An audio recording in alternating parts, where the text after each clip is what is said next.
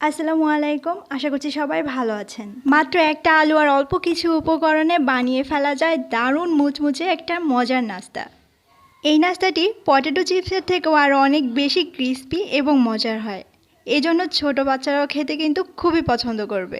চলুন তাহলে আর কথা না বাড়িয়ে আমরা চলে যাচ্ছি মূল রেসিপিতে। আমি এখানে বড় সাইজের একটা আলু নিয়েছি, আর এই আলুটা ভালো করে ধুয়ে নিয়েছি, আর তারপরে এর খোসাটা ফেলে দিচ্ছি উপর থেকে।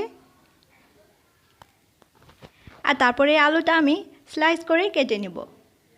খুব বেশি পাতলা করতে হবে তা না, মোটামুটি পাতলা করে কেটে নিলেই হবে। আর এরপরে আমি এর মধ্যে যথেষ্ট পরিমাণে পানি দিয়ে দিচ্ছি, আর এই পানি দিয়ে ভালো করে একটু কষলিয়ে ধুয়ে নিতে হবে। আর তারপরে আমি পানিটা ঝরিয়ে নিচ্ছি। আর এবারে আলুর মধ্যে খুব সামান্য করে একটু লবণ মাখিয়ে রেখে দিব এক সাইডে। আর এরপরে আমি একটা মিক্সিং বলে নিয়ে নিয়েছি 1 কাপের মতো বেসন আর 2 টেবিল চামচ চালের গুঁড়া। এখানে চালের গুঁড়াটা দিলে অনেক বেশি মুচমুচে আর ফুলকো হবে নাস্তাটি। আর যদি হাতের কাছে বেকিং সোডা থাকে তাহলে 1 চিমটি পরিমাণে বেকিং সোডাও অ্যাড করে দিতে পারেন। আর ঝাল বুঝে আমি লাল মরিচ গুঁড়া আর 1/4 চা চামচ দিচ্ছি কালো জিরা। হলুদ গুঁড়া দিচ্ছি 1/4 চা চামচ।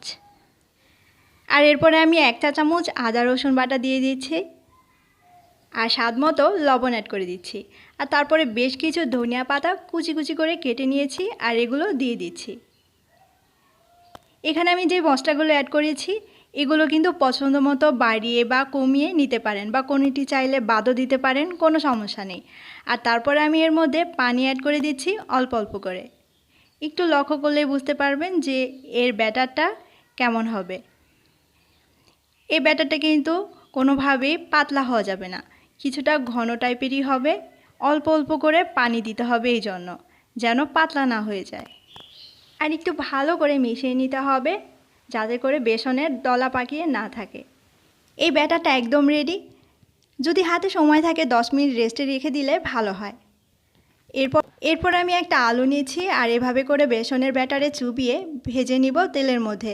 আর অবশ্যই যেটা গুরুত্বপূর্ণ ব্যাপার সেটা হচ্ছে তেলটা কিন্তু ভালো করে গরম করে নিতে হবে আগে।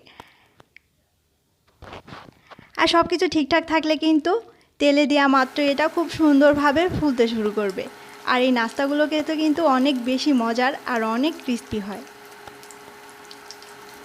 একসাথে খুব বেশি দিতে যাবেন না, 5-6টা করে দিয়ে এভাবে উল্টে পাল্টে গোল্ডেন ব্রাউন করে ভেজে তুলে নিচ্ছি। খুব সহজে বানিয়ে ফেলা যায় এমন মজার একটা নাস্তার রেসিপি আজকে শেয়ার করলাম। আশা করছি আপনাদের ভালো লাগবে। রেসিপি পছন্দ হলে প্লিজ একটা লাইক দিবেন। ভালো থাকবেন সবাই। আল্লাহ হাফেজ।